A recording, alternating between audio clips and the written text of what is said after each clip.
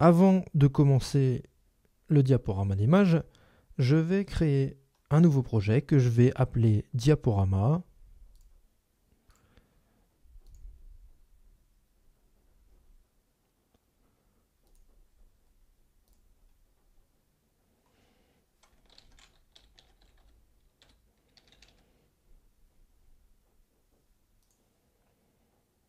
Et on verra plus tard comment l'imbriquer dans le projet principal. Pour le montage, on va réaliser donc ce diaporama et ça va nous permettre de se familiariser avec l'environnement et les actions basiques. Dans les leçons précédentes, on a pu voir comment déplacer des fichiers sur la timeline. Là, c'est ce qu'on va faire en sélectionnant les photos nécessaires pour réaliser le diaporama.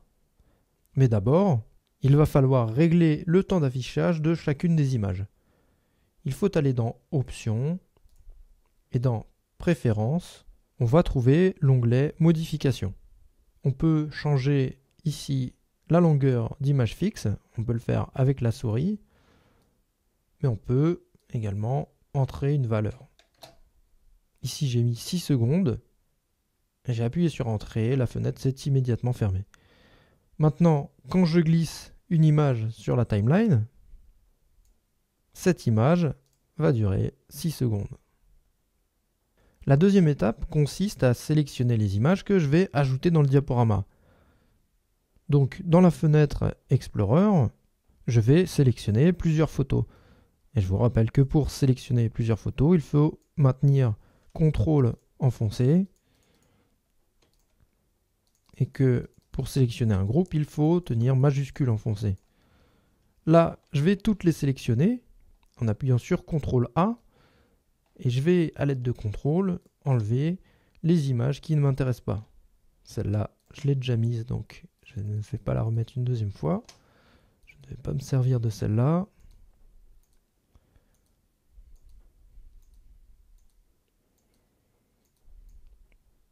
Et il ne me reste plus qu'à déplacer ces fichiers sur la timeline.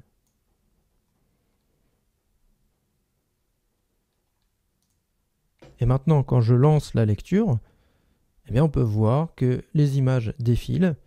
Un diaporama a été créé. Maintenant, il y a une troisième étape qui est facultative, mais qui permet d'ajouter automatiquement un fondu enchaîné entre les images quand on les dépose sur la timeline.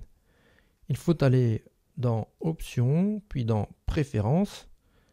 Et là, on va sous l'onglet Modifications pour cocher Superposer automatiquement plusieurs médias sélectionnés lors de l'ajout. Maintenant, il faut régler le temps de recouvrement. Je vais mettre par exemple 1 seconde.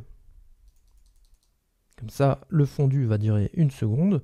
Et j'appuie sur OK. Il faut bien veiller à ce que cette icône fondu enchaîné automatique soit enclenchée. Et lorsqu'on va ajouter plusieurs images sur la timeline, eh bien, elles vont se recouvrir. Il y aura un fondu enchaîné entre ces images qui auraient été ajoutées automatiquement.